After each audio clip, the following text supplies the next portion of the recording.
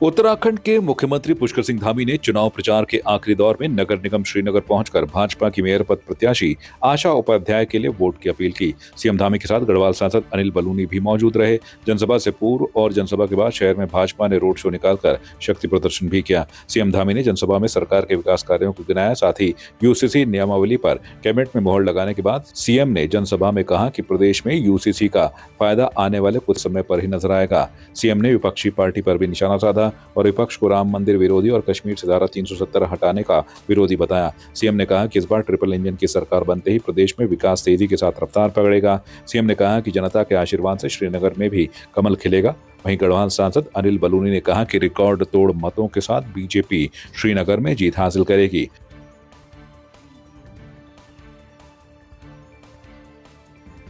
श्रीनगर में triple engine की सरकार बनेगी। आशा उपाध्याय जी भारी मतों से और एक मजबूत वोट बनेगा। यहाँ ट्रिपल इंजन की सरकार बनेगी और इसका विकास 3 गुना गति से आगे बढ़ेगा। देखिए, आज मुख्यमंत्री जी ने हमारी मेयर की प्रत्याशी आशा उपाध्याय जी के लिए वोट मांगे और जितना जबरदस्त जनसभा आज हुई है, मैं आपको विश्वास के साथ कह सकता हूँ इस प्रकार की जनसभा किसी नगर निकाय के चुनाव में नहीं हुई। मुख्यमंत्री जी का स्वयं यह कहना था कि इतना उत्साह, इतनी उमंग और इतना जोश आज तक उन्होंने नहीं देखा है। और जो माहौल और जो रोड शो था उसको देखकर कोई भी कह सकता है कि आशा उपाध्याय जी श्रीनगर की प्रथम मेयर बनने वाली हैं और भारतीय जनता पार्टी जीतने वाली है। मैं आपको बोल रहा हूँ, 25 तारीख का दिन जरूर देखिएगा। भारतीय जनता पार्टी की कोई आसपास भी टक्कर में नहीं होगा। भारतीय जनता पार्टी बहुत आगे तरीके से जीतने वाली है।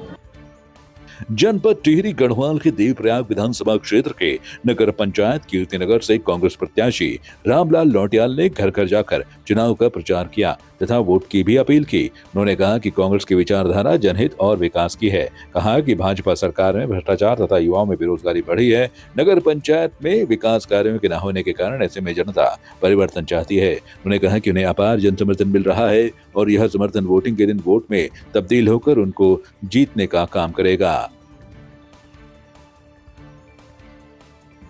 निश्चित रूप से पूरे प्रदेश भर में जो हमारे कांग्रेस के तमाम प्रत्याशी हैं, लगातार पार्टी और पार्टी के कार्यकर्ता उनको जिताने का लगातार प्रयास कर रहे हैं, जनता के बीच में जा रहे हैं। और जनता जिस तरह से जनता का जो सहयोग है और उसमें जिस प्रकार से भारतीय जनता पार्टी के द्वारा विगत 5 वर्ष सरकार उनकी रही, उसके बाद वर्तमान में भी उनकी सरकार है और जिस प्रकार से जनता को छलने का काम भारतीय जनता पार्टी के नेता और भारतीय जनता पार्टी की जो सरकार है वो कर रही है, उससे निश्चित रूप से हमको ये लगता है कि आने वाले समय में जो 23 तारीख को जो चुनाव होने जा रहा है, नगर पंचायत, नगर पालिका और मेयर का जो चुनाव होने जा रहा है, निश्चित रूप से कांग्रेस के बहुत प्रचंड बहुमत के साथ हमारे कांग्रेस के प्रत्याशी चुनकर आ रहे हैं। सबसे पहले मैं अपनी पार्टी हाईकमान का धन्यवाद देता हूं, जिन्होंने एक ऐसे कार्यकर्ता को, एक गरीब कार्यकर्ता को टिकट देने का काम किया। और इसके साथ साथ मैं नगर की जो समस्याएं हैं उनसे आपसे बात करना चाहता हूं। इस नगर में पिछले 15 साल से लगातार भाजपा जीतती आ रही है और हालत ये है कि कहीं जहाँ पर रास्ते होने चाहिए थे वहाँ पर रास्तों की बात नहीं है, जहाँ पर नालियाँ होनी चाहिए थे वहाँ पर नालियाँ नहीं है। और पिछले जो नगर पंचायत में जो जिस तरह से काम हुआ, करोड़ों रुपए आए लेकिन कहीं अता पता नहीं है, करोड़ों रुपए के घोटाले हुए हैं और जिससे जनता स्पष्ट रूप से कहना चाह रही है। मैं जगह जगह जा रहा हूं और प्रत्येक जगह से यही बातें आ रही है कि हमने इस बार जो है हम बाहर ऊपर नहीं बोलेंगे, लेकिन 25 तारीख को जब वोट ओपन होगा उस दिन जो है ऐसा संदेश इस नगर पंचायत से जाएगा कि जो एक इतिहास याद रखेगा। और जिस तरह से यहाँ पर आपने देखा होगा, हमने लड़ाई लड़ी यहाँ पे, इसमें व्यापार संघ की लड़ाई मैंने लड़ी है, मैंने अपने लोगों के साथ मिलकर लड़ी है। और जिस तरह से यहाँ पे इन लोगों ने जो है दुकानों के आवंटन से लेकर और बेरोजगारी की बात जो जहाँ तक हो, ये जो मुद्दे थे वो सारी बातों पर इन लोगों ने केवल और केवल अपने लोगों तक को फायदा पहुँचाने का काम किया। उससे इस बार जो है जनता परिवर्तन का मन बना चुकी है और निश्चित तौर पर जीत दर्ज करेंगे।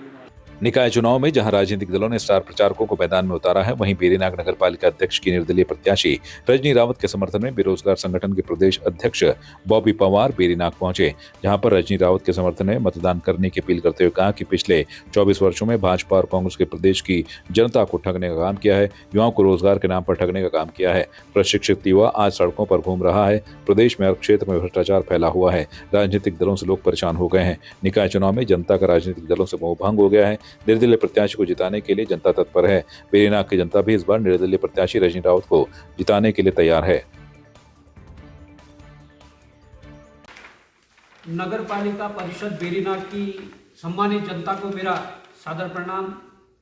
मैं बॉबी पवार, अध्यक्ष उत्तराखंड बेरोजगार संघ, पूर्व सांसद प्रत्याशी टिहरी गढ़वाल, आप सबसे विनम्र निवेदन करना चाहूँगा कि नगर पालिका परिषद बेरीनाग से हमारी बहन श्रीमती रजनी रावत जी, जो आप ये पोस्टर भी देख रहे होंगे, वो आपके इस बार अध्यक्ष पद की प्रत्याशी हैं और उनके जो पति हैं श्री राजेश रावत जी पूर्व सैनिक हैं, पहले देश की सेवा की है।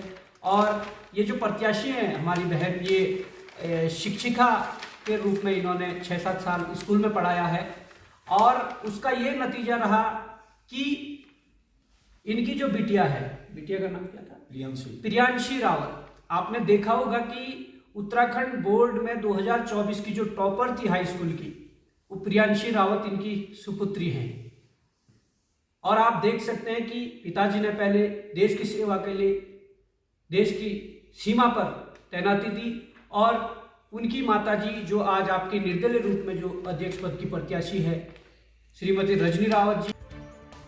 पिथौरागढ़ नगर स्थानीय निकाय सामान्य निर्वाचन और मतगणना प्रक्रिया को शांतिपूर्ण ढंग से संपन्न करने के लिए पिथौरागढ़ और नेपाल के अधिकारियों के बीच एक संयुक्त बैठक आयोजित की गई।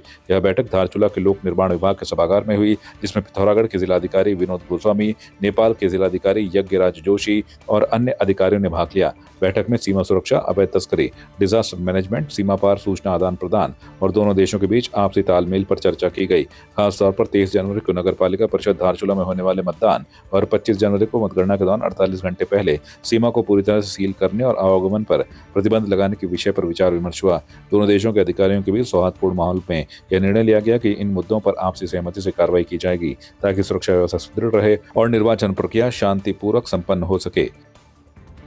नेपाल और भारत के जो संबंधित जिला प्रशासन है, उनके बीच में समय समय पर चर्चाएं होती रहती हैं। वर्तमान में नगर निकाय चुनाव 2025 जो भारत में जारी हैं, उत्तराखंड में जारी हैं, उसमें हमारे नगर निकाय चुनाव के दृष्टिगत हमने एक कोऑर्डिनेशन मीटिंग धारचूला के जनपद प्रशासन के साथ में रखी है।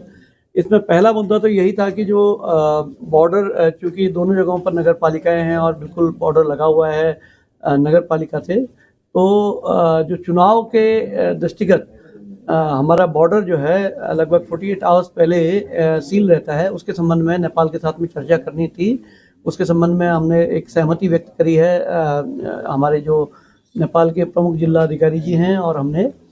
इसके अलावा भी बहुत सारे इश्यूज हैं, जैसे कि जो फॉरेस्ट से संबंधित इश्यूज हैं, सिक्योरिटी से संबंधित इश्यूज हैं, डेवलपमेंटल जो काम चल रहे हैं उसमें कोऑर्डिनेशन से संबंधित इश्यूज हैं। और एक महत्वपूर्ण चीज़ पर जो है चर्चा हम लोगों ने करी है कि जो है डिजास्टर मैनेजमेंट से में आवश्यक सूचनाओं का समय पर आदान प्रदान, जिससे कि जान माल के नुकसान को रोका जा सके। तो मैं नेपाल प्रशासन का वहाँ के धारचूला के प्रमुख जिला अधिकारी जी श्री यज्ञराज जोशी जी का और उनकी पूरी टीम का बहुत शुक्रगुजार हूँ कि आप धारचूला में आकर के आपने इस कोऑर्डिनेशन मीटिंग में अपना सहयोग दिया और अपना समस्त प्रकार का जो आगे कोऑपरेशन करने का हमें भरोसा दिया है। बागेश्वर जिले के मुख्यालय में एक बार फिर से मां की ममता शर्मसार हुई है। कोतवाली पुलिस क्षेत्र के ठाकुरद्वारा वार्ड में एक 6 दिन की मासूम बच्ची पॉलिथीन में लिपटी हुई झाड़ी में पाई गई। बच्ची की किलकारी सुनकर वहां से गुजर रहे लोगों ने पुलिस को सूचना दी। पुलिस ने मौके पर पहुंचकर मासूम को तुरंत अस्पताल भेजा, जहां उसका इलाज किया जा रहा है। डॉक्टरों के अनुसार बच्ची पूरी तरह स्वस्थ है। इस घटना ने एक बार फिर यह साबित कर दिया है कि बेटियों का तिरस्कार अब भी समाज में कहीं न कहीं जारी है। इस तरह की घटनाएं न केवल शर्मनाक हैं, बल्कि ये हमारे समाज की मानसिकता पर भी गंभीर प्रश्न उठाती हैं। ठाकुरद्वारा के ऊपर, गांव के ऊपर से एक नरसिंह मंदिर है। नरसिंह मंदिर के पीछे जो है एक नवजात शिशु रखा है करके, तो मैं तुरंत मौके पर पहुंचा तो वहाँ पर रमेश तिवारी और आनंद मेहरा और 2-3 लोग और मौजूद थे। तो वहाँ पर देखा और उन्होंने एक प्लास्टिक के सफ़ेद कट्टे में जो है एक कपड़े में लपेट करके एक बच्ची रखी हुई थी जो जीवित थी, ठीक थी। तो हम लोग उसे तुरंत हॉस्पिटल लेकर के आए, जहाँ उसका प्राथमिक उपचार करके उसे दूध की सारी व्यवस्था की गई। तो बच्ची स्वस्थ है और इस संबंध में अभी कोई ऐसी आपराधिक मामला तो पंजीकृत नहीं है, किसी के द्वारा कुछ सूचना नहीं दी गई है और जांच इसमें गहन रूप से जांच जारी है। और CWC वालों को इस संबंध में सूचना दे दी गई है। उनके मेंबर भी वहाँ मौके पर पहुँच गए हैं। उनके संरक्षण में ये देखरेख में ये कार्य चल रहा है। रानीखेत चौबटिया मार्ग को सेना द्वारा बिना पूर्व सूचना के बंद किए जाने के कारण आम जनता को भारी परेशानी का सामना करना पड़ रहा है। रानीखेत वासियों ने इस समस्या के समाधान के लिए आज संयुक्त मजिस्ट्रेट रानीखेत के माध्यम से राष्ट्रपति को ज्ञापन भेजा है। ज्ञापन में बताया गया है कि सेना द्वारा बार बार इस मार्ग को बंद किया जा रहा है, जिससे पर्यटकों और आम जनता को कठिनाइयों का सामना करना पड़ रहा है। इस मार्ग पर मां झूला देवी मंदिर और चौबटिया गार्डन स्थित है, जहाँ पर्यटक नियमित रूप से आते जाते रहे हैं। रानीखेत वासियों ने आरोप लगाया कि पहले कभी इस मार्ग को इस तरह से बंद नहीं किया गया था और अब सैन्य अधिकारियों की मनमानी के चलते वाहनों को रोक टोक किया जा रहा है। इससे क्षेत्र के लोग, स्कूली बच्चे, व्यापारी और टैक्सी चालक प्रभावित हो रहे हैं। रानीखेत वासियों ने राष्ट्रपति से शीघ्र समाधान की मांग की है, अन्यथा आंदोलन की चेतावनी दी है।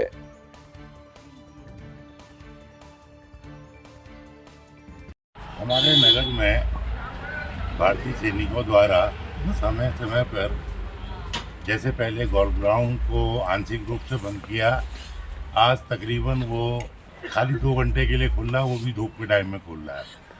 और ये जो हमारी मालरोड चौबटिया वाला मार्ग है, इसका भी हमें ये लग रहा है कि समय रहते अगर हमने इसका विरोध नहीं किया तो इन्होंने अभी जो है अंतराल में बंद कर रहे हैं। 1.5 घंटा सुबह, 1.5 घंटा शाम को और 8 घंटा दिन में।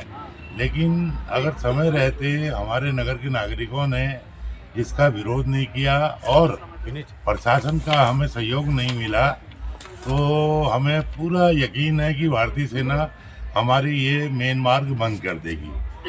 जैसे कि हमारा ये नगर पर्यटन का नगर है, तो हमारे पर्यटन के काफ़ी बिंदु जो है ये रानीखेत मालरोड चौबटिया मार्ग में पड़ते हैं, जिसमें लोगों को जाने की परेशानी होती है या अपना पर्यटक को रोक के किसी अभद्र भाषा में उसको रोक दिया जाता है। तो ये भी एक नगर की छवि के लिए बहुत अच्छा नहीं है। तो जैसा कि आज हमने माननीय परगना अधिकारी के माध्यम से राष्ट्रपति जी को ज्ञापन भेजा है और हम आशा करते हैं कि हमारी इस समस्या का समाधान अति शीघ्र होगा। आपकी इस पर क्या राय है, हमें कमेंट कर जरूर बताएं। इसके साथ ही आप हमारे YouTube चैनल को सब्सक्राइब कीजिए। आप हमें Facebook, Instagram, Twitter पर फॉलो भी कर सकते हैं और संवाद 365 के साथ एक क्लिक में जुड़ने के लिए डाउनलोड कीजिए संवाद 365 ऐप।